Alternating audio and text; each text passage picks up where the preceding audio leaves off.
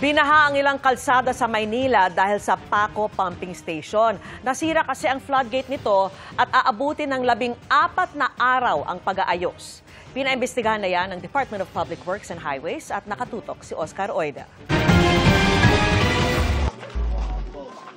Abala na sa pagpapatuyo ng gamit ang mga taga-barangay 662 sa Paco, Maynila. Pero matapos-tapos ang kanilang paglilinis, mula nang bahain sila linggo ng gabi. 2 araw na po kami hindi nakakapasok. Yan po, linis na naman po. Kakatapos ng maglilimas po ulit. Pagod na kami. Nagkaroon ng alipungay. Amakin mo, masakit na ba yung ano pa? Minsan hindi na nga kami nakakakain. Ang sinasabing sanhi ng pagbaha sa kanilang lugar, ang bumigay na floodgate ng Paco Pumping Station na humaharang sana sa tubig na nanggagaling sa Ilog Pasig. Kaya kahit gumagana ang mga pumping station dito, tila nawawala naman daw ng saysay. Pabalik-balik din ng tubig, bubomba ka i-release mo sa Pasig River, babalik din naman ulit.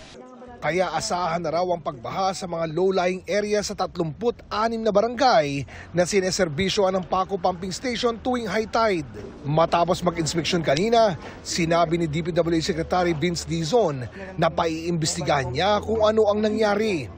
May suspetsa na baka may tumama na barge, kasi may mga barge akong nakita doon, pero ang sabi nung taong nag-ooperate dito, wala naman daw tumama.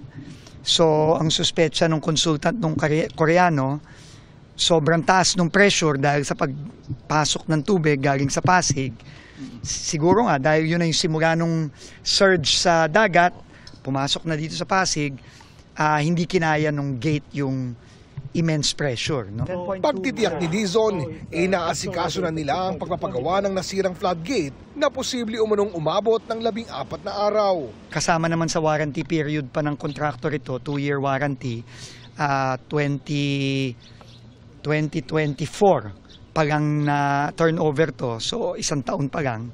So, walang gastos ang gobyerno gagawin ng contractor to. Sabi niya 14 days pinapabilisan natin.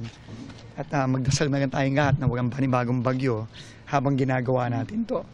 Sa ngayon, makikipag-ugnayan daw sila sa MMDA para maglagay muna ng mga mobile pump sa lugar. Sa Sunog Apog Pumping Station naman sa Gagalangin Tondo, Maynila, naglinis ang mga tauhan ng DPWH.